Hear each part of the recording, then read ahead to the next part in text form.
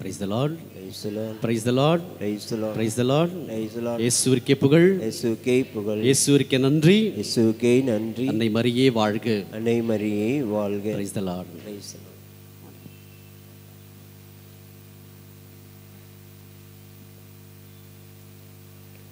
யோவான் நற்செய்தி பிரிவு 10 இறை சொற்றொடர்கள் 1 முதல் 18 வரை. யோவான் நற்செய்தி பிரிவு 10 இறை சொற்றொடர்கள் 1 முதல் 18 வரை. Praise the Lord. Praise the Lord. Praise the Lord. எல்லாம் நல்லா இருக்கீங்களா? நல்லா இருக்கிறவங்களாம் praise the Lord சொல்லுங்க. இயேசுவிற்கே புகழ். இயேசுவிற்கு நன்றி. மரியே வாழ்க.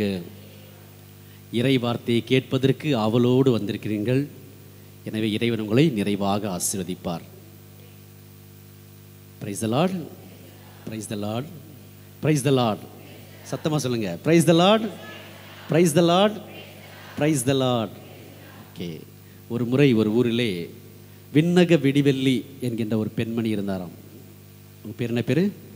விண்ணக விடிவெள்ளி. எப்பொழுதும் விண்ணகத்தை பற்றியே அவருக்கு நினைப்பு. ஆனால் இந்த மண்ணகத்தை விட்டு செல்லக்கூடாது என்கின்ற ஒரு நினைப்பும் இருக்கிறது அவங்களுக்கு. அவங்க என்ன ஜெபம் செய்வாங்கன்னா, ஆண்டவரே எனக்கு சாவு வரக்கூடாது, ஆண்டவரே நான் சாகவே கூடாது, எனக்கு சாகா வரம் வேண்டும் ஆண்டவரே என்று சொல்லி இந்த விண்ணக விடிவெள்ளி தினமும் ஜெபம் செய்வாங்களாம். நீங்கள் யாராச்சும் அந்த மாதிரி ஜெபம் செய்கிறீங்களா? எனக்கு சாகவே கூடாதுன்னு யாரும் செய்ய. சாகா வரம் கொடுங்க ஆண்டவர். ஆண்டவர் அந்த வரம் கொடுத்து எத்தனை பேர் கேட்பீங்க? எனக்கு கொடுங்க ஆண்டவரே என்று கேட்பவர்கள் கரங்களை உயர்த்துங்க. சாகா வரம் கொடுங்க ஆண்டவரே. இது வரைக்கும் யாரும் கேட்டதில்லையா? நீங்கள் ஆண்டவருடைய தந்தையிடம் என் பேரால் எதை கேட்டாலும் உங்களுக்கு தருவேன் என்று சொல்கிறார்கள் ஆண்டவர். அதனால் அந்த உரிமையோடு இந்த விண்ணக விடிவெளியில் இருந்த பெண், ஆண்டவர் எனக்கு சாகா வரம் வேண்டும் என்று கேட்கிறார். ஒரு முறை உயிர்த்த ஆண்டவர் இந்த விண்ணக விடிவெள்ளிக்கு காட்சி அளிக்கின்றார். என் அன்பு மகளே, விண்ணக விடிவெள்ளியே, உனக்கு என்ன வரம் வேண்டும் கேள் என்று கேட்ட பொழுது இந்த விண்ணக விடிவெள்ளி சொன்னாராம், ஆண்டவரே எனக்கு சாகா வரம் வேண்டும். உடனே ஆண்டவர் சொன்னாராம், அது என்னால் கொடுக்க முடியாது. என்னில் நானே இறந்து 3ஆம் நாள் உயிர்த்து நான் உயிர்த்த ஆண்டவராக நான் விண்ணகத்திலே தந்தையினுடைய வலப்பக்கத்தில் வீற்றிருக்கின்றேன். எல்லோரும் மரிக்க வேண்டும், எனவே நீயும் மரிக்க வேண்டும். அதை தவிர வேறு எதை வேணாலும் கேளுமா, அதை மட்டும் கேட்காதன்னு சொன்னாராம். உங்களுக்கு வேணுமன்னா 2 வரத்தை கேளு என்று சொல்லியிருக்கிறார் ஆண்டவர். உடனே இந்த விண்ணக விடிவெள்ளி அங்கேயே ஆண்டவர் முன் முழந்தால் படியிட்டு மௌனமாக ஜெபிக்கிறார். பிறகு எழுந்து, ஆண்டவரே நான் தூங்கும்போது சாகணும் என்று கேட்கிறார். உடனே ஆண்டவர், ஓகே நீ தூங்கும்போது தான் சாவாடு, அந்த வரம் உனக்கு கொடுக்கப்பட்டு விட்டது. உனக்கு 2வது வரம் என்ன வேண்டும் என்று கேட்ட பொழுது, ஆண்டவரே எனக்கு நான் தூங்கவே கூடாது, ஆண்டவரே நான் தூங்கவே கூடாது என்று கேட்டாராம். உடனே உயிர்த்த ஆண்டவர் அங்கிருந்து மறைந்து விட்டாராம். அம்மன் பார்ந்தவர்களே, நாம் அனைவரும் சாக பிறந்தவர்கள் அல்ல, வாழ பிறந்தவர்கள், நிலை வாழ்வை நோக்கி பயணிப்பவர்கள். எனவே இன்றைய நாள் முழுவதும் நாம் எவ்வாறு நாம் ஆன்மீக வாழ்விலே உயிரோடு உயிர் பெற்று உயிரோட்டம் உள்ளவர்களாக வாழ வேண்டும் என்கின்ற சிந்தனைகளை நாம் நம்முடைய தியானத்திற்கு எடுத்துக்கொள்வோம். நாம் எடுத்துக்கொண்ட தலைப்பு நல்லாயனின் இதயம். நல்ல ஆயனின் இதயம். எனவே தான் நல்லாயனை பற்றிய அந்த வார்த்தைகளை நாம் படித்தோம். நல்லாயன் நம்முடைய ஆண்டவர், உயிர்த்த ஆண்டவர் நம்முடைய நல்லாயனாக, அவருடைய மந்தையாகிய நம் அனைவரையும் அரவணைத்து காக்கின்ற ஒரு நல்ல ஆயனாக, நல்லாயனாக ஆண்டவர் நம்மோடு இருக்கின்றார். எனவே நல்லாயனின் இதயத்தை பற்றி நாம் இன்றைய தினம் தியானிக்க இருக்கின்றோம். எல்லோருக்கும் இதயம் உண்டு, ஆனால் இந்த நல்லாயனின் இதயம் அடுத்தவர்களுக்காக துடிக்கின்ற இதயம். நம்முடைய இதயம் யாருக்காக துடிக்கும்? நமக்காக தான் துடிக்கும். ஆனால் இந்த நல்லாயனுடைய இதயம் அடுத்தவர்களுக்காக துடிக்கின்ற இதயம். அதே போன்று அன்னை மரியாளின் இதயமும் அடுத்தவர்களுக்காக துடிக்கின்ற இதயம். இந்த 2 இதயங்களையும் நாம் பிரிக்க முடியாது. இயேசுவின் திரு இருதயத்தையும் அன்னை மரியாவின் மாசற்ற இருதயத்தையும் நாம் பிரித்து பார்க்க முடியாது.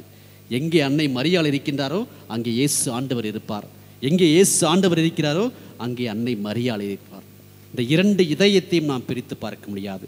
எனவே நல்லாயனின் இதயத்தை பற்றி தியானிக்கின்ற நாம் நல்ல அன்னையின் இதயத்தையும் நாம் தியானிக்கின்றோம். இந்த 2 இதயங்களும் அடுத்தவர்களுக்கான இதயங்கள், அடுத்தவர்களுக்காக துடிக்கின்ற இதயங்கள். எனவே இந்த இதயத்தை பற்றி தியானிக்கின்ற நாமும் நம்முடைய இதயமும் அடுத்தவர்களுக்காக துடிக்கின்ற இதயங்களாக ஆண்டவர் மாற்றிட இன்றைய தினம் நாம் ஆண்டவரிடம் ஜெபிக்க வேண்டும். அதற்கு முன்பாக நல்லாயனுடைய பண்புகளை பற்றி நாம் தியானிக்கலாம். நல்லாயனிடம் நாம் 5 பண்புகளை நாம் எடுத்துக்கொள்ளலாம். நல்லாயனாம் இயேசு அழைக்கிறார், நல்லாயனாம் இயேசு அறிகிறார், நல்லாயனாம் இயேசு அன்பு செய்கிறார், நல்லாயனாம் இயேசு அரவணைக்கின்றார், நல்லாயனாம் இயேசு அர்ப்பணிக்கின்றார். இந்த 5 பண்புகளையும் நாம் தியானிக்க இருக்கின்றோம். இயேசு ஆண்டவர் நம் அனைவரையும் அழைக்கிறார், நம்மை அறிகிறார், நம்மை அன்பு செய்கின்றார், நம்மை அரவணைக்கின்றார், நமக்காக தன்னை அர்ப்பணிக்கின்றார். இதுதான் இந்த இதயத்தினுடைய பண்புகள். முதலாவது பண்பு அழைக்கின்றார். இயேசு நம்மை அழைக்கின்றார். இயேசு ஆண்டவர் நம் அனைவரையும் அழைக்கின்றார். நல்லாயனாம் இயேசு நம்மை அழைக்கின்றார். சுமை சுமந்து சோர்ந்திருப்பவர்களே எல்லோரும் என்னிடம் வாருங்கள். பெரும் சுமை சுமந்து சோர்ந்திருப்பவர்களே எல்லோரும் என்னிடம் வாருங்கள், நான் உங்களுக்கு இளைப்பாறுதல் அளிக்கின்றேன் என்று சொல்லி ஆண்டவர் இயேசு நம் ஒவ்வொருவரையும் பெயர் சொல்லி அழைக்கின்றார். சக்கேயை அழைத்த இறைவன், மத்தேயை அழைத்த இறைவன், எரேமியாவை அழைத்த இறைவன், மோசேவை அழைத்த இறைவன், அப்ரகாமை அழைத்த இறைவன் உன்னையும் என்னையும் அழைக்கின்றார். நல்லாயனாம் இயேசு நம் ஒவ்வொருவரையும் அழைக்கின்றார். இயேசு அழைக்கின்றார், இயேசு அழைக்கின்றார், ஆவலாய் தம் கரத்தை நீட்டி அன்பாய் அழைக்கின்றார். கரங்களை உயர்த்துவோம். ஆவலாய் தம் கரத்தை நீட்டி அன்பாய் அழைக்கின்றார். இயேசு அழைக்கின்றார், இயேசு அழைக்கின்றார், ஆவலாய் தம் கரத்தை நீட்டி அன்பாய் அழைக்கின்றார்.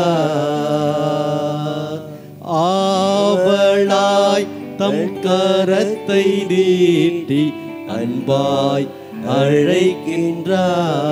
Price the Lord. இயேசு யாரை அழைக்கின்றார்? நம்மை அழைக்கின்றார், உங்களை அழைக்கின்றார், என்னை அழைக்கின்றார், நம் ஒவ்வொருவரையும் அழைக்கின்றார். எப்படி அழைக்கின்றார்? பெயர் சொல்லி அழைக்கின்றார்.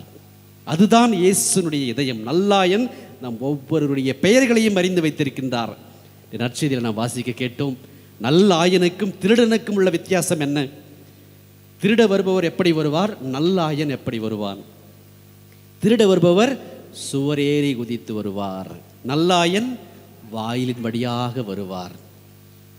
திருட வருபவர் அவருக்கு ஆடுகளின் பெயர் தெரியாது. ஆனால் நல்லாயனோ தன்னுடைய ஆடுகளை பெயர் சொல்லி அழைக்கின்றார். மூன்றாவதாக, நல்லாயனுடைய குரலுக்கு ஆடுகள் செவிசாய்க்கும். திருடனுடைய குரலை கண்டு கேட்டு ஆடுகள் பரிதபிக்கும். ஆடுகளுக்கு உடனே தெரிஞ்சிருமா இது யாருடைய குரல், இது நல்ல ஆயனுடைய குரலா, என்னுடைய ஆயனுடைய குரலா அல்லது திருட வந்தனுடைய குரலா என்பது ஆடுகளுக்கு நன்றாக தெரியுமா. நல்லாயன் என்பவர் வாழ்வை அளிக்க வருகின்றார், திருட வருபவர் வாழ்வை எடுக்க வருகின்றார். அதுதான் வித்தியாசம். நம்மிடம் வருபவர் நல்லாயனாக இருந்தால் அவர் வாழ்வை அளிக்க வருபவர். நான் வாழ்வை அளிக்கவும் அதை நிறைவாக அளிக்கவுமே இந்த உலகத்திற்கு வந்தேன் என்று சொல்கின்றார். யோவான் நற்செய்தி 10ஆம் அதிகாரம் 10வது இறைவார்த்தை படிங்க. யோவான் நற்செய்தி 10.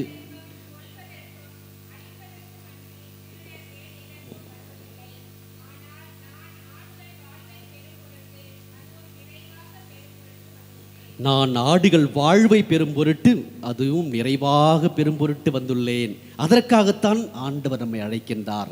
அவர் திருடர்களைப் போன்று அல்ல, மாறாக நம்முடைய குரலுக்கு செவி சாய்க்கின்ற ஆயனாக, நம் ஒவ்வொருவரையும் பெயர் சொல்லி அழைக்கின்ற ஆயனாக, நம் ஒவ்வொருவருக்கும் வாழ்வை அளிக்கின்ற இறைவனாக நல்லாயனுடைய இதயமானது இருப்பதை நாம் புரிந்து கொள்ள வேண்டும். அதற்காகத்தான் ஆண்டவர் நம்மை அழைக்கின்றார். நல்லாயனின் இதயம் அழைக்கின்ற இதயம்.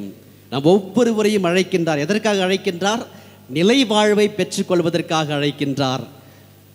ஆண்டவர் இயேசு நமக்கு கொடுப்பது நிலை வாழ்வு. ஆண்டவர் இயேசு நமக்கு அளிப்பது நிறை வாழ்வு. ஆண்டவர் இயேசு நமக்கு அளிப்பது நிரந்தரமான வாழ்வு. ஆண்டவர் இயேசு நமக்கு அளிப்பது நிம்மதி தருகின்ற வாழ்வு. ஆண்டவர் இயேசு நமக்கு கொடுப்பது நிஜமான வாழ்வு. இதை அளிப்பதற்காகத்தான் நல்லாயனாக அவர் இவ்வுலகத்திற்கு வந்திருக்கின்றார். நான் வாழ்வை அளிப்பதற்கும் அதை நிறைவாக அளிப்பதற்கும், குறைவாக அளிப்பதற்கு அல்ல. குறைவாக அளிப்பவர்கள் இந்த மண்ணுலகை சார்ந்தவர்கள். ஆனால் நம் ஆண்டவர் விண்ணுலகை சார்ந்தவர். அந்த விண்ணகத்தையே மண்ணகத்துக்கு கொண்டு வந்தவர். இதைத்தான் சொல்வார்கள், எத்தனையோ மனிதர்கள் மண்ணிற்கு வந்தார்கள், ஆனால் மண்ணிற்கு வந்த நீ மட்டும்தான் அந்த விண்ணை கொண்டு வந்தாய். எத்தனையோ மனிதர்கள் மண்ணிற்கு வந்திருக்கின்றார்கள், ஆனால் மண்ணிற்கு வந்த இந்த மனிதர் மட்டும்தான் அந்த விண்ணையே மண்ணிற்கு கொண்டு வந்தவர். வாழ்வையே நமக்கு அளித்தவர். எப்படிப்பட்ட வாழ்வை அளிக்கின்றார்? நிலை வாழ்வு, நிறைவாழ்வு, நிரந்தரமான வாழ்வு, நிஜமான வாழ்வு, நிம்மதி தருகின்ற வாழ்வு. அதுதான் இந்த வாழ்வினுடைய பொருள். நிலை வாழ்வை அளிக்கின்றார், நிறை வாழ்வை அளிக்கின்றார், நிரந்தரமான வாழ்வை அளிக்கின்றார், நிஜமான வாழ்வை அளிக்கின்றார். அதுதான் ஆண்டவர் இயேசு நமக்கு அளிக்கின்ற வாழ்வு. இந்த வாழ்வை நாம் பெற்றுக்கொள்வதற்குத்தான் ஆண்டவர் இயேசு நம் ஒவ்வொருவரையும் அழைக்கின்றார். வாழ்வை அளிக்கவும் அதை நிறைவாக அளிக்கவும் நான் வந்தேன். நம்முடைய அவருடைய மந்தையின் ஆடுகளாக நம்ம ஒவ்வொருவரையும் பார்த்து அவர் அழைக்கின்றார். வாழ்வை பெற்றுக்கொள்வதற்காக என்னிடம் வாருங்கள் என்று சொல்லி வாழ்வை அளிக்கின்ற இறைவன், நிறை வாழ்வை அளிக்கின்ற இறைவன், நிலை வாழ்வை அளிக்கின்ற இறைவன், நிரந்தரமான வாழ்வை அளிக்கின்ற இறைவன், நிஜமான வாழ்வை அளிக்கின்ற இறைவன் நம் ஒவ்வொருவரையும் அழைக்கின்றார். அந்த வாழ்வை பெற்றுக்கொள்வதற்கு நீங்கள் தயாராக இருக்கிறீர்களா? தயாராக இருப்பவர்கள் கரங்களை உயர்த்தி ஆண்டவருக்கு நன்றி சொல்லுங்கள். Price the lord, praise the lord, praise the Lord. ஆண்டவர் நம் அனைவருக்கும் வாழ்வை அளித்து கொண்டிருக்கின்றார். இந்த வாழ்வை எப்படி கொடுக்கின்றார்? நிறைவாக கொடுக்கின்றார். இதுதான் நிலை வாழ்வு. இந்த மன்னக வாழ்வு ஒரு நிலையற்ற வாழ்வு. இந்த நிலையற்ற வாழ்வை நாம் பயன்படுத்தி கொண்டு நிலை வாழ்வை நோக்கி நாம் பயணப்பட வேண்டும். இதுதான் நல்லாய் நாம் இயேசுனுடைய விருப்பமாக இருப்பதை நாம் பார்க்கின்றோம். எனவே ஆண்டவர் இயேசு நம் ஒவ்வொருவரையும் அழைக்கின்றார். அந்த அழைப்பிற்கு நாம் செவிமடுக்க வேண்டும். ஆண்டவர் இயேசு விவிலியத்திலே பல்வேறு மனிதர்களை அழைக்கின்றார். அழைக்கப்பட்டவர்களோ பலர், தெரிந்து கொள்ளப்பட்டவர்களோ சிலர். ஒரு சில நேரங்களிலே ஒரு சிலர் அவருடைய அழைப்பிற்கு செவிமடிக்காமல் சென்று விடுகிறார்கள். ஒரு சிலர் அழைத்தவுடன் ஆண்டவரை பின் செல்கிறார்கள். எனவே ஆண்டவர் நம்முடைய சுதந்திரத்திற்கு மதிப்பளிக்கின்றார். ஆண்டவர் நம்மை கட்டாயப்படுத்துவதில்லை, நம்மை அழைக்கின்றார். அந்த அழைப்பிற்கு செவிமடுப்பது நம்முடைய கடமை, நம்முடைய பொறுப்பு. நமக்கு எல்லாருக்கும் வெட்டிங் இன்விடேஷன் வரும், பர்த்டே இன்விடேஷன் வரும், வேறு ஏதாச்சும் விழாக்கள் வரும்போது எல்லோருக்கும் என்ன வரும்? அழைப்பு வரும். இந்த அழைப்பை செவிமடுத்து போகிறதும் போகாததும் நம்முடைய விருப்பம். உங்களுக்கு ரொம்ப வேண்டப்பட்டவர்கள் என்ன பண்ணுவீங்க? கல்யாணத்துக்கு இன்விடேஷன் வருது, என்ன பண்ணுவீங்க? உங்களுக்கு அழைக்கப்பட்டவர்கள் போவீங்களா போக மாட்டிங்களா? ஒருவேளை உங்களால் போகவே முடியல, அப்போ என்ன பண்ணுவீங்க? ஃபோன் பண்ணி உங்களுடைய வருத்தத்தை தெரிவிப்பீங்க, என்னால் வரவே முடியல, என்னால் முயற்சி செய்தோம் என்று சொல்லி உங்கள் அழைப்பிற்கு நீங்கள் மதிப்பளிக்கிறீர்கள். எதற்காக? அழைக்கப்பட்டவர்களுக்காக, உங்களை அழைத்தவருடைய மகிமைக்காக.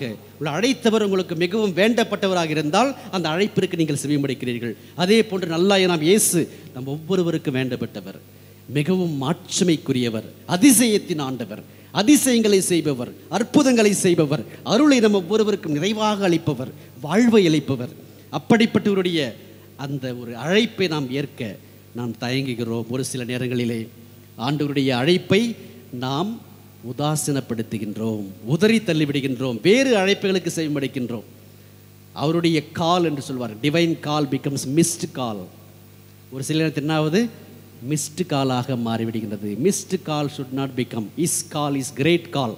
எனவே அவருடைய அழைப்பிற்கு நாம் செவிமடுக்க வேண்டும். அதுதான் ஆண்டவருடைய முதல் பண்பு. நல்லாயனாம் இயேசுனுடைய இதயத்தினுடைய முதல் பண்பு அழைப்பது. அழைக்கின்றார் ஆண்டவர், நம் ஒவ்வொருவரையும் அழைக்கின்றார். இரண்டாவது பண்பு அறிகின்றார், நம் ஒவ்வொருவரையும் அறிகின்றார். அறிதல் என்பது தெரிந்து கொள்ளுதல், புரிந்து கொள்ளுதல். ஆண்டவர் நம்மை தெரிந்து கொள்கின்றார், ஆண்டவர் நம்மை அறிந்து கொள்கின்றார், ஆண்டவர் நம்மை புரிந்து கொள்கின்றார். நம்முடைய பலத்தை புரிந்து கொள்கின்றார், நம்முடைய பலவீனத்தையும் புரிந்து கொள்கின்றார். நாம் எப்படிப்பட்டவர் என்பதை ஆண்டவர் முழுமையாக அறிந்து கொள்கின்றார். நம்மை பற்றிய முழு அறிவையும் ஆண்டவர் பெற்றிருக்கின்றார். Praise the lord, praise the lord, praise the lord. நம்மை பற்றி நமக்கு முழுமையாக தெரியாமல் இருக்கலாம், அடுத்தவர்களை பற்றி நமக்கு முழுமையாக தெரியாமல் இருக்கலாம். ஆனால் ஆண்டவருக்கு நம்மை பற்றி முழுமையாக தெரிந்திருக்கும். இந்த முழுமையாக தெரிந்து கொள்ளுதல், முழுமையாக அறிந்து கொள்ளுதல், முழுமையாக புரிந்து கொள்ளுதல் என்பது ஆண்டவர் நமக்கு கொடுக்கின்ற அந்த வரம். ஆண்டவருடைய அருளால் மட்டும்தான் நான் நம்மை முழுமையாக அறிந்து கொள்ள முடியும், முழுமையாக தெரிந்து கொள்ள முடியும், முழுமையாக புரிந்து கொள்ள முடியும். இதைத்தான் சொல்வார்கள், உன்னை அறிந்தால் நீ உன்னை அறிந்தால் உலகத்தில் போராடலாம், உயர்ந்தாலும் தாழ்ந்தாலும் தலை வணங்காமல் நீ வாழலாம் என்று சொல்வார்கள். நம்மையே நாம் அறிந்து கொள்வதற்கு அழைக்கப்படுகின்றோம். எனவே நல்லாய் நாம் இயேசு நம்மை அறிந்து கொள்கின்றார். நம்மை பற்றி அறிவு நமக்கு முழுமையாக இல்லாமல் போனாலும் ஆண்டவர் இயேசு நம் ஒவ்வொருவரையும் முழுமையாக அறிந்திருக்கின்றார். எப்படி அறிந்திருக்கின்றார்? நம்முடைய பலத்தையும் பலவீனத்தையும் அறிந்திருக்கின்றார். Praise the lord, praise the lord. ஆண்டவரினுடைய பலத்தை அறிந்திருக்கின்றார், ஆண்டவரினுடைய பலவீனத்தையும் அறிந்திருக்கின்றார், ஆண்டவரினுடைய நிறைகளை அறிந்திருக்கின்றார், ஆண்டவரினுடைய குறைகளையும் அறிந்திருக்கின்றார். ஆண்டவர் என்னை பற்றிய முழு அறிவையும் பெற்றிருக்கின்றார். அறிதல் என்பது உறவாடுதல் என்று பொருள். அறிதல் என்பதனுடைய பொருள் என்ன? உறவாடுதல். நல்லாய் நாம் இயேசு நம்மோடு உறவாடுகிறார், நல்லாய் நாம் இயேசு நம்மோடு உரையாடுகிறார், நல்லாய் நாம் இயேசு நம்மோடு நம்முடைய உணர்வோடு கலந்திருக்கின்றார். அதுதான் அறிதல். உறவாடுதல், உரையாடுதல், உணர்வோடு கலந்திருத்தல். உறவாடுதல், உரையாடுதல், உணர்வோடு கலந்திருத்தல், அதுதான் உண்மையான அறிதல். நல்லாய் நாம் இயேசு நம்மோடு உறவாடுகின்றார். நாம் அவருக்கு சொந்தமானவர்கள், நாம் அவருடைய மக்கள், அவரால் படைக்கப்பட்டவர்கள், அவருடைய மந்தையைச் சேர்ந்த ஆடுகள். எனவே நம் ஒவ்வொருவரையும் நல்லாய் நாம் இயேசு அறிந்திருக்கின்றார். எனவே நம்மோடு அவர் உறவாடுகின்றார். என்னோடு உறவாடுகின்ற ஆண்டவரோடு நான் உறவாடுகிறேனா? நல்லாய் நாம் இயேசு என்னோடு உறவாடுகின்றார். ஏனெனில் நான் அவருக்கு சொந்தமானவன், நான் அவருக்கு சொந்தமானவள். அப்பேற்பட்ட நல்லாயனோடு நான் உறவாடுகிறேனா என்று நாம் ஆராய்ந்து பார்க்க வேண்டும். என்னோடு உறவாடுகின்ற ஆயனோடு நான் உறவாடுகின்றேனா? இரண்டாவது, நல்லாய் நாம் இயேசு நம்மோடு உரையாடுகிறார். நான் எப்படி உங்களோடு உரையாடுகிறேனோ அதே போன்று நல்லாய் நாம் இயேசு நம் ஒவ்வொருவரோடும் உரையாடி கொண்டிருக்கின்றார். அதுதான் என்னுடைய குரல். என்னுடைய ஆடுகள் என்னுடைய குரலுக்கு செவிமடுக்கும் என்று சொல்கின்றார். நாம் பல்வேறு குரலுக்கு செவிமடுக்கின்றோம். உலகத்தினுடைய பல்வேறு தீய இச்சைகளுக்கு, உலக நாட்டங்களுக்கு, வெளியிலே வருகின்ற அந்த குரல்களுக்கெல்லாம் நாம் செவிமடுக்கின்றோம். We are hearing the noise of the world, but do we hear the voice of the Lord? அதான் வாய்ஸுக்கும் நாய்ஸுக்கும் இருக்கிற வித்தியாசம். இந்த ஃபேன்லேருந்து வர்றது நாய்ஸ், இங்கிருந்து வர ஆண்டவருடைய வார்த்தைகள் வாய்ஸ், அவருடைய குரல். அந்த குரலுக்கு நான் செவி கொடுக்கின்றேனா? Am I hearing the voice of the Lord or am I hearing the noise of the world? உலகத்தினுடைய அந்த குரலுக்கு, உலகத்திலிருந்து வருகின்ற அந்த இரைச்சலுக்கு, அதுதான் உண்மையான வார்த்தை. வெளியிலிருந்து வருவது இரைச்சல், ஆண்டவரிடம் வருவது குரல். நான் ஆண்டவருடைய குரலுக்கு செவி சாய்க்கும் பொழுதுதான் அவரோடு நான் உரையாட முடியும். ஆண்டவர் என்னோடு உரையாடி கொண்டிருக்கிறார். ஒவ்வொரு நாளும் ஆண்டவர் என்னோடு உரையாடுகிறார். நல்லாய் நாம் என் ஆண்டவர் என்னோடு உரையாடுகிறார். நான் அவரோடு உரையாடுகிறேனா?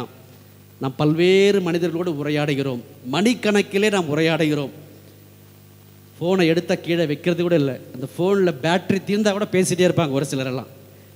இந்த சார்ஜ் தீர்ந்தது கூட தெரியாமல் மணிக்கணக்காக பேசி கொண்டிருக்கின்ற நாம் ஆண்டவரோடு உரையாடுகிறோமா?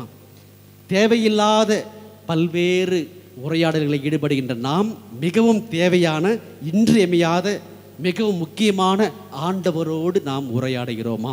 அவரோடு உரையாடல் செய்கிறோமா? அவரோடு கலந்துரையாடல் செய்கிறோமா? ஆண்டவரோடு நாம் கலந்து ஆராய்ந்து உரையாடி தான் நாம் முடிவெடுக்க வேண்டும். குடும்பத்தில் ஏதாச்சும் ஒரு முக்கியமான முடிவெடுக்கும் என்ன பண்ணுவீங்க? கலந்து ஆலோசிப்பீர்கள். கணவனும் மனைவியும் பிள்ளைகளும் பெற்றோர்களும் வீட்டில் உள்ள அனைவரும் கலந்து ஆலோசித்து நாம் முடிவுகள் எடுக்கும் பொழுதுதான் அது ஒரு நல்ல முடிவாக இருக்க முடியும். ஒரு சில குடும்பங்களில் ஒன்லி கணவர் மட்டும்தான் முடிவு செய்வார், ஒரு சில குடும்பங்களில் மனைவி மட்டும்தான் முடிவு செய்வார், ஒரு சில பிள்ளைகள் தான் முடிவு செய்வார்கள். நான் ஒரு முறை ஹாலந்து நாட்டிற்கு சென்றிருந்தேன். அங்கே ஒரு குறிப்பு எழுதப்பட்டிருந்தது, house rules. House rules, house ரூல்ஸ்னா வீட்டின் விதிகள். முதலாவது விதி, ஒய்ஃப் இஸ் த பாஸ், மனைவியே பாஸ், மனைவியே குடும்ப தலைவி. இரண்டாவது ரூல், முதல் ரூலை படிக்க, ரீட் த ஃபர்ஸ்ட் ரூல். முதலாவது என்ன? மனைவி தான் குடும்பத்தின் தலைவி, பாஸ். இரண்டாவது ரூல் என்ன? முதலாவது விதியை படிக்க. அப்படின்னு என்ன அர்த்தம்? மனைவி மட்டும்தான் குடும்பத்தின் தலைவி. ஆனால் நாம் உண்மையான குடும்பமாக வாழ வேண்டுமெனில் கலந்து ஆலோசிக்க வேண்டும், உரையாட வேண்டும். முதலாவதாக நாம் ஆண்டவரோடு உரையாட வேண்டும். நம்மோடு ஆண்டவர் உறவாடுகின்றார், நம்மோடு ஆண்டவர் உரையாடுகின்றார். நம்மோடு உரையாடுகின்ற ஆண்டவரோடு நாமும் உரையாட வேண்டும். We should dialogue with the Lord. Otherwise it will become monologue. Then it will simply become part of our catalog. அப்படி இல்லாமல் ஆண்டவரோடு நாம் உரையாட வேண்டும். உரையாடல் என்பது இருவரை அல்லது இரண்டிற்கு மேற்பட்ட மனிதர்களை உட்படுத்தியதுதான் உரையாடல், கலந்துரையாடல். ஆண்டவரோடு நாம் கலந்துரையாட வேண்டும். நல்லாய நாம் இயேசுவோடு நாம் கலந்துரையாட வேண்டும், உறவாடி உரையாட வேண்டும். மூன்றாவது முக்கியமானது உணர்வோடு கலந்திருத்தல். நல்லாய நாம் இயேசு நம்முடைய உணர்வோடு கலந்திருக்கின்றார். நம்முடைய ஒவ்வொரு உணர்விற்கும் அவர் மதிப்பளித்து நம்முடைய உணர்வுகளிலே ஒன்றாக கலந்து விடுகின்றார், உணர்வோடு கலந்து விடுகின்றார். அதுதான் முக்கியமான ஒரு பண்பு, அதுதான் உண்மையான அறிதல். நம்முடைய உணர்வுகளுக்கு மதிப்பளிக்கின்றார். நமக்கு பல்வேறுபட்ட உணர்வுகளை நாம் கொண்டிருப்போம். கோபம், வெறுப்பு, மனக்கசப்பு, மனச்சிதைவு, மகிழ்ச்சி என்ற பல்வேறு உணர்வுகளிலே நாம் வாழ்ந்து கொண்டிருக்கின்றோம். ஒவ்வொரு நாளும் ஒவ்வொரு மணித்துளியும் ஒவ்வொரு உணர்வை நாம் பெற்றிருக்கின்றோம், மனித உணர்வுகள். அந்த உணர்வுகளுக்கெல்லாம் மதிப்பளித்து ஆண்டவர் நம்முடைய உணர்வோடு கலந்து விடுகின்றார். இந்த உணர்வுகளை நாம் எவ்வாறு கையாள்வது, உணர்வு மேலாண்மையை ஆண்டவர் நமக்கு கற்றுக் கொடுக்கின்றார். The Lord teaches us the emotional management. The Lord mingles and deals with our emotions என்று சொல்வார்கள். ஆண்டவர் நம்முடைய உணர்வோடு கலந்து விடுகின்றார். He will teach us how to manage our emotions. நாம் உணர்வுகளை கையாளவில்லை எனில் நாம் உணர்வுகளால் கையாளப்படுவோம். If you don't manage your emotions, you will be managed by your emotions. நம்முடைய உணர்வுகளுக்கு நாம் அடிமையாகி விடுவோம், நம்முடைய கோபத்திற்கு நாம் அடிமையாகி விடுவோம், நம்முடைய அச்சத்திற்கு நாம் அடிமையாகி விடுவோம். எனவே நாம் உணர்வு மேலாண்மையை கற்றுக்கொள்ள வேண்டும். நல்லாய நாம் இயேசு நம்முடைய உணர்வோடு கலந்து நம்முடைய உணர்வுகளை நாம் எவ்வாறு கையாள வேண்டும், நம்முடைய உணர்வுகளுக்கு நாம் எவ்வாறு மதிப்பளிக்க வேண்டும், அடுத்தவருடைய உணர்வுகளுக்கு நாம் எவ்வாறு மதிப்பளிக்க வேண்டும் என்பதை நல்லாய நாம் இயேசு நமக்கு எடுத்து சொல்கின்றார். Praise the lord, praise the lord. Tired ஆகிட்டீங்களா? Praise the lord. அனைவரும் எழுந்து ஒரு பாடலை பாடுவோமா? நல்லாயனுக்கு அனைவரும் எழுந்து நில்லுங்கள், கைகளை தட்டி ஆண்டவரை போற்றி இந்த அருமையான ஒரு வாக்கியத்தை அளித்துக் கொண்டிருக்க நல்லாய நாம் இயேசுவிற்கு, அவருடைய இதயத்திற்கு, அவரை மகிமைப்படுத்தும் விதமாக ஒரு அருமையான பாடலோடு நம்முடைய நல்லாய நாம் இயேசுவை போற்றி புகழ்வோம்.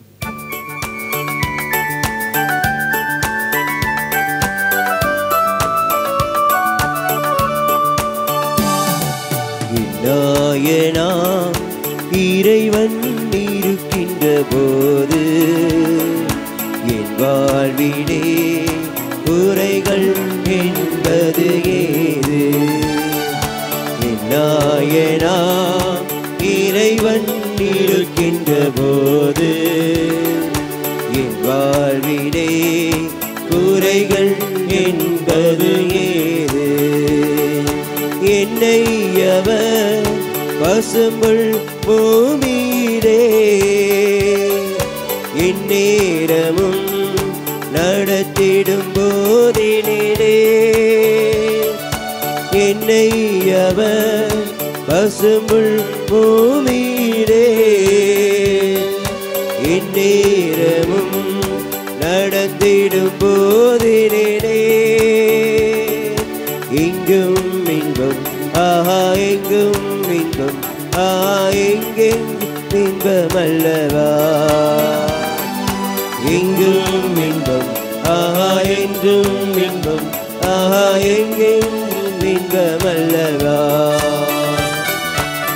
நாயனாம் இறைவன் இருக்கின்ற போது என் வாழ்விலே குறைகள் என்பது. Praise the Lord. Praise the Lord. Praise the Lord. Praise the Lord. இயேசுவுக்கே புகழ், இயேசுவுக்கே புகழ், இயேசுவுக்கே நன்றி, இயேசுவுக்கே நன்றி. அன்னை மரியே வாழ்க, அன்னை மரியே வாழ்க. இரண்டு பண்புகளை பற்றி தியானித்திருக்கின்ற முதலாவது பண்பு நல்லாயன் நம்மை அழைக்கின்றார். இரண்டாவது பண்பு நல்லாயனாம் இயேசு நம்மை அறிகிறார். அறிதல் என்பது உரையாடுவது, உறவாடுவது, உரையாடுவது, உணர்வோடு கலந்திருப்பது. ஆண்டவர் என்னோடு உறவாடுகின்றார், நான் ஆண்டவரோடு உறவாடுகிறேனா? ஆண்டவர் என்னோடு உரையாடுகிறார், நான் ஆண்டவரோடு உரையாடுகிறேனா? ஆண்டவர் என்னுடைய உணர்வோடு கலந்திருக்கின்றார், நான் ஆண்டவருடைய உணர்வோடு கலந்திருக்கின்றேனா? என்னுடைய உணர்வுகளை ஆண்டவருக்கு ஒப்பு கொடுத்து நான் ஜெபிக்கிறேனா? அதுதான் பொருள். நம்மை அறிகின்ற ஆண்டவரை நாமும் அறிய வேண்டும். எனக்கு என்னுடைய ஆடுகளை தெரியும், என்னுடைய ஆடுகளுக்கும் என்னை தெரியும் என்று சொல்கிறார் ஆண்டவர். அவருடைய மந்தையின் ஆடுகளாக இருக்கின்ற நாம் ஆண்டவரை அறிந்து கொள்ள முயற்சி செய்ய வேண்டும். நம்மை அறிந்து கொள்கின்ற ஆண்டவரை நாமும் அறிந்து கொள்ள வேண்டும். நம்மை தெரிந்து கொள்கின்ற ஆண்டவரை நாமும் தெரிந்து கொள்ள வேண்டும். நம்மை புரிந்து கொள்கின்ற ஆண்டவரை நாமும் புரிந்து கொள்ள முயற்சிக்க வேண்டும். அதுதான் நல்லாய் நாம் இயேசு நம் ஒவ்வொருவரும் எதிர்பார்க்கின்றார். Praise the lord, praise the lord, praise the lord. மூன்றாவது பண்பு ஞாபகம் இருக்கா? அன்பு செய்கிறார்.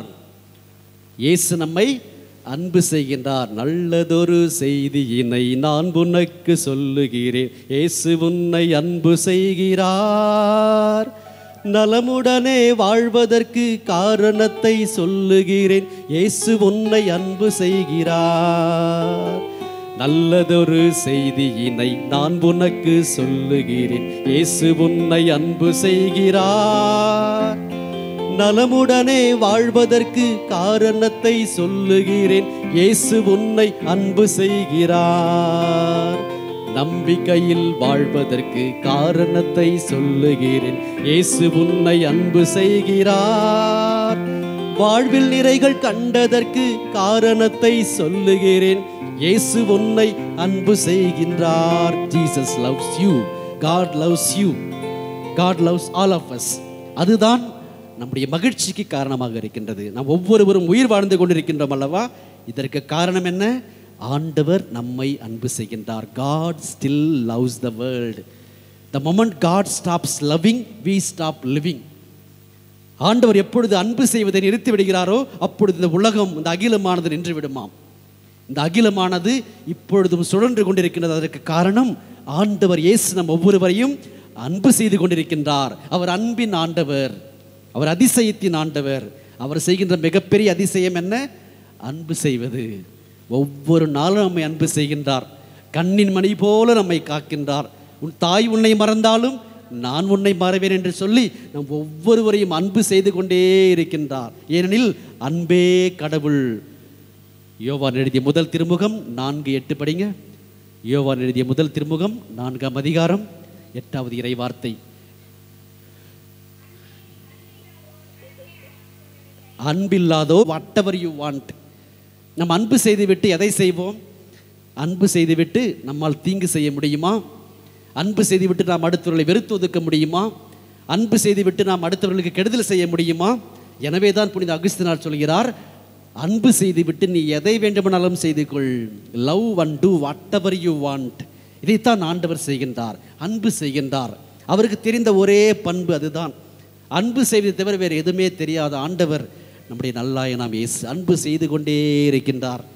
நாம் எப்படிப்பட்டவர்களாக இருந்தாலும், எத்தகைய பாவங்களை செய்வர்களாக இருந்தாலும் இயேசு உன்னையும் என்னையும் அன்பு செய்கின்றார். Price the lord, praise the Lord. God loves you, God loves me, God loves all of us. கடவுள் என்னையும் உன்னையும் நம் அனைவரையும் அன்பு செய்து கொண்டே இருக்கின்றார். தம் மீது நம்பிக்கை கொள்ளும் எவரும் அழியாமல் நிலை வாழ்வு பெறும் பொருட்டு தன் ஒரே மகனையே உலகிற்கு அளிக்கும் அளவுக்கு கடவுள் அன்பு செய்தார். யோவான் நற்செய்தி 3ஆம் அதிகாரம் 16வது இறை வார்த்தை, மிக முக்கியமான ஒரு வார்த்தை. யோவான் 3:16. தம் மீது நம்பிக்கை கொள்ளும் எவரும் அழியாமல் நிலை வாழ்வு பெறும் பொருட்டு தம் ஒரே மகனையே உலகிற்கு அளிக்கும் அளவிற்கு அன்பு கூர்ந்தார். God so loved the world that he gave his only son, so that whoever believes in him may not perish but may have eternal life. அந்த நிலை வாழ்வை அளிக்கின்ற அளவிற்கு, தன்னுடைய மகனையே அளிக்கின்ற அளவிற்கு கடவுள் உலகின் மீது அன்பு கூர்ந்தார். அதுதான் அன்பினுடைய உச்சம்.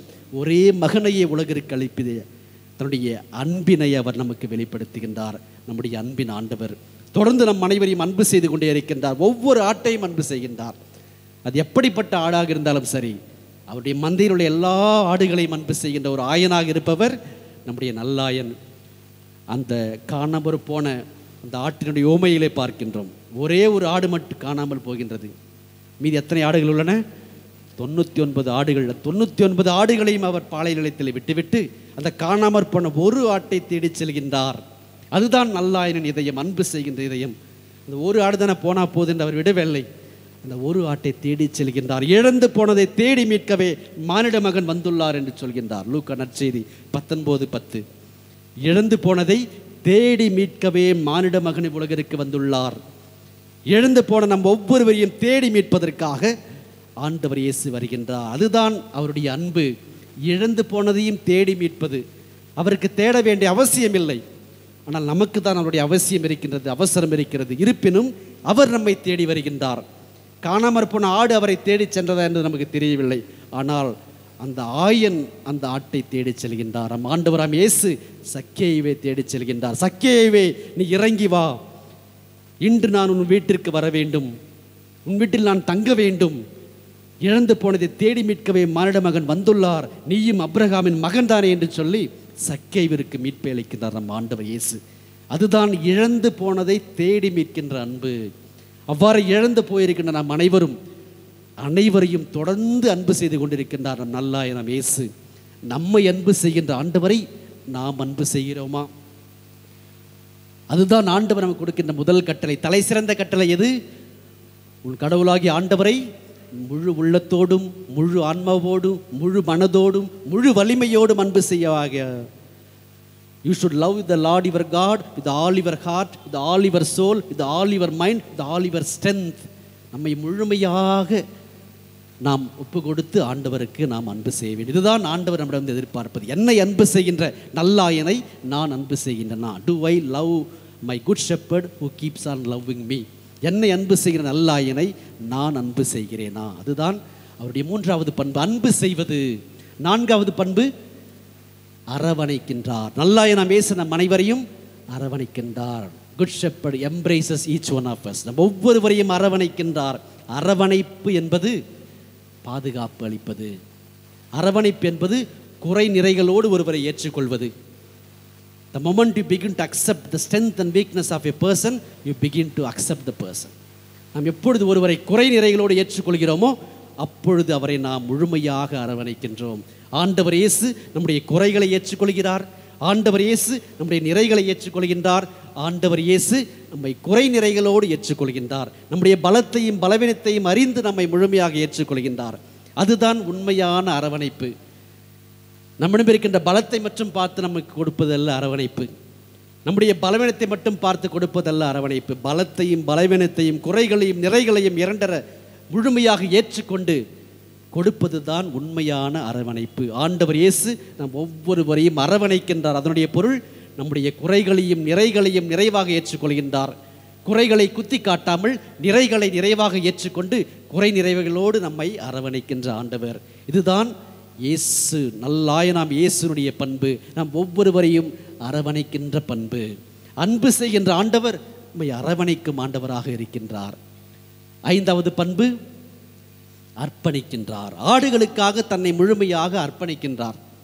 நம்மை அழைக்கின்ற ஆண்டவர், நம்மை அறிகின்ற ஆண்டவர், நம்மை அன்பு செய்கின்ற ஆண்டவர், நம்மை அரவணைக்கின்ற ஆண்டவர் நமக்காக தன்னை அர்ப்பணிக்கின்றார். Praise the lord, praise the lord. அர்ப்பணித்தல் என்பது முழுமையாக கொடுத்தல். நாம் எப்பொழுது ஒருவரை முழுமையாக நம்மை பிறருக்கு கொடுக்கின்றோமோ அது அர்ப்பணிப்பாக மாறும். It is called dedication, giving the total self. Total self giving என்று சொல்வார்கள் ஆங்கிலத்திலே. முழுமையாக தற்கையளிப்பு செய்வது, என்னையே முழுமையாக மற்றவருடைய வளர்ச்சிக்காக, மற்றவருடைய ஆற்றலுக்காக, மற்றவருடைய வாழ்விற்காக என்னை முழுமையாக அளிப்பது தான் அர்ப்பணிப்பு. ஆண்டவர் இயேசு, நல்லாயனாம் இயேசு தன்னையே முழுமையாக நம் ஒவ்வொருவருக்கும் அர்ப்பணிக்கின்றார். Praise the lord, praise the lord. தன்னையே முழுமையாக நமக்கு கையளித்து விடுகின்றார். என் ஆடுகளுக்காக நான் உயிரையே கொடுப்பதற்கு தயாராக இருக்கின்றேன். நம்முடைய ஆடுகளுக்காக தன்னுடைய உயிரையே கொடுப்பதற்கு தயாராகிறார். அதுதான் அர்ப்பணிப்பு.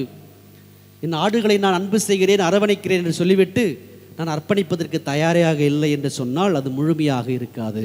எனவே அவர் அன்பின் உச்சமாக, அரவணைப்பின் உச்சமாக, அறிதலின் உச்சமாக, அழைத்தலின் உச்சமாக அர்ப்பணிக்கின்றார். தன்னை தற்கையளிப்பு செய்கின்றார். தன்னையே முழுமையாக நமக்கு கொடுத்து விடுகின்றார். நான் முழுமையாக உனக்கு சொந்தமானவன், நீ முழுமையாக எனக்கு சொந்தமானவன், எனக்கு சொந்தமானவள் என்று சொல்லி, நீங்கள் அனைவரும் எனக்கு சொந்தமானவர்கள், என்னுடைய மந்தையின் பிள்ளைகள், என்னுடைய ஆடுகள் நீங்கள் என்று சொல்லி நம் ஒவ்வொருவருக்காகவும் தன்னையே அவர் அர்ப்பணித்து விடுகின்றார். தன்னை முழுமையாக நமக்கு அர்ப்பணிக்கின்றார். அர்ப்பணிக்கின்ற ஆண்டவர் அவர். நல்லாயனாம் ஆண்டவர் அர்ப்பணிக்கின்ற ஆண்டவர். தன்னையே முழுமையாக கொடுத்து விடுவது தான் உண்மையான அர்ப்பணிப்பு. இதைத்தான் நல்லாயனாம் இயேசு செய்கின்றார். Price the lord, praise the lord, praise the Lord. நமக்காக அர்ப்பணிக்கின்ற ஆண்டவருக்கு நம்மை நாம் அர்ப்பணிக்கின்றோமா? அதுதான் நாம் கேட்க வேண்டிய கேள்வி. நம்மையே நாம் சுய ஆய்வு செய்து கொள்ள வேண்டும். We should self-examine ourselves. The Lord who dedicates himself for me, do I dedicate myself for the Lord? எனக்காக தன்னை முழுமையாக அர்ப்பணிக்கின்ற ஆண்டவருக்கு என்னை முழுமையாக அர்ப்பணிக்கின்றேனா என்று நாம் ஆராய்ந்து பார்க்க வேண்டிய தருணத்திலே நாம் இருக்கின்றோம். இந்த 5 பண்புகளை நம்முடைய சிந்தனைக்கு எடுத்துக்கொள்வோம். ஆண்டவர் இயேசு நம்மை அழைக்கின்றார். நல்லாயனாம் இயேசு நம்மை அறிகிறார். நல்லாயனாம் இயேசு நம்மை அன்பு செய்கிறார். நல்லாயனாம் இயேசு நம்மை அரவணைக்கின்றார். நல்லாயனாம் இயேசு நமக்கு அர்ப்பணிக்கின்றார், தம்மையே அர்ப்பணிக்கின்றார். 5 பண்புகளையும் சொல்லுங்க பார்ப்போம். நல்லாயனாம் இயேசு அழைக்கிறார். நல்லாயனாம் இயேசு அறிகிறார். நல்லாயனாம் இயேசு அன்பு செய்கிறார். நல்லாயனாம் இயேசு அரவணைக்கின்றார். நல்லாயனாம் இயேசு அர்ப்பணிக்கின்றார். அழைக்கின்றார், அறிகிறார், அன்பு செய்கிறார், அரவணைக்கின்றார், அர்ப்பணிக்கின்றார். இந்த 5 பண்புகளை நாம் மறக்கவே கூடாது. யாரெல்லாம் மறக்க மாட்டாங்களோ பிரைஸ் தி லார்ட் சொல்லுங்க. இப்போவே மறந்துட்டாங்க. Price the lord, praise the Lord. அனுதினமும் நாம் இதை தியானிக்க வேண்டும். ஆண்டவர் இயேசு என்னை அழைக்கின்றார். இது ஒரு நாள் அல்ல இந்த அழைப்பு, இன்றைக்கு மட்டும் கொடுப்பதில் அழைப்பு. இறுதி வரை இந்த அழைப்பானது இருக்கும். இறுதி வரை இந்த அறிதலானது தொடரும். இறுதி வரை இந்த அன்பானது இருக்கும். இறுதி வரை இந்த அரவணைப்பு என்பது இருக்கும். இறுதி வரை இந்த அர்ப்பணிப்பு என்பது இருக்கும். அதுதான் நல்லாயனாம் இயேசுனுடைய பண்புகள். நல்லாயனாம் இயேசுனுடைய இதயத்தினுடைய பண்புகளே தான். இயேசு நம்மை அழைக்கிறார், இயேசு நம்மை அறிகிறார், இயேசு நம்மை அன்பு செய்கிறார், இயேசு நம்மை அரவணைக்கின்றார், இயேசு நமக்காக தன்னை அர்ப்பணிக்கின்றார். எனவே நாமும் பதிலிருப்பு செய்ய வேண்டும். பதிலிருப்பு என்பது we should respond. என்னை அழைக்கின்ற ஆண்டவரை நான் அழைக்க வேண்டும். என்னை அறிகின்ற ஆண்டவரை நான் அறிய வேண்டும். என்னை அன்பு செய்கின்ற ஆண்டவரை நானும் அன்பு செய்ய வேண்டும். என்னை அரவணைக்கின்ற ஆண்டவரை நானும் அரவணைக்க வேண்டும். எனக்காக தன்னை அர்ப்பணிக்கின்ற ஆண்டவருக்காக என்னையே நான் அர்ப்பணிக்க வேண்டும். இதுதான் பதில் இருப்பு, ரெஸ்பான்ஸ் என்று சொல்வார்கள். we should respond to the love of God. we should respond to the call of God. அப்படி இல்லையெனில் அது ஒரு வழி பாதையாக மாறிவிடும். நம்முடைய ஆன்மீக பாதை என்பது இருவழி பாதை, 2-way traffic, not 1-way traffic. நீங்கள் 1-way traffic போனால் அது வந்து டிராஃபிக் ஜாமாக மாறிவிடும். உங்களுடைய ஆன்மீக பயணமானது சீராகவும் சிறப்பாகவும் செல்ல வேண்டுமெனில் நமக்கு தேவை இருவழி பாதை, 2-way traffic. அதற்கு நாம் செய்ய வேண்டியது பதிலிருப்பு செய்ய வேண்டும். இந்த 5 பண்புகளையும் நாமும் பெற்றிருக்க வேண்டும்.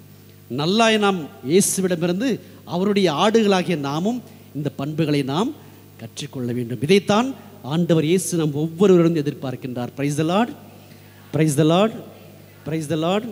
உங்களுக்கு அந்த என்னாயன் ஆண்டவர் எனக்கு என்ன குறைவு அந்த பாடல் தெரியுமா? உங்களுக்கு எல்லாருக்கும் தெரியும். அனைவரும் எழுந்து அந்த பாடலை பாடுவோமா?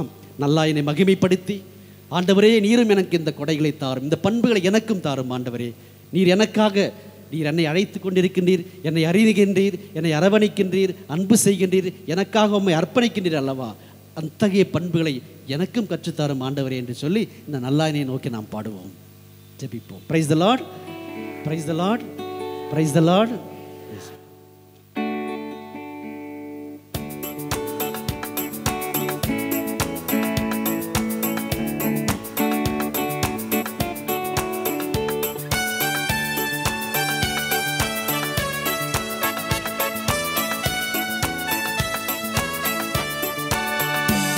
என்னை அன்பு செய்பவரே, என் நாயனே என் இயேசு. என்னை அன்பு செய்பவரே, என் நாயன் என் இயேசு. என்னை அழைக்கும் என் இயேசு, அவர் குரலை கேட்டிடுவே. என்னை அழைக்கும் என் இயேசு,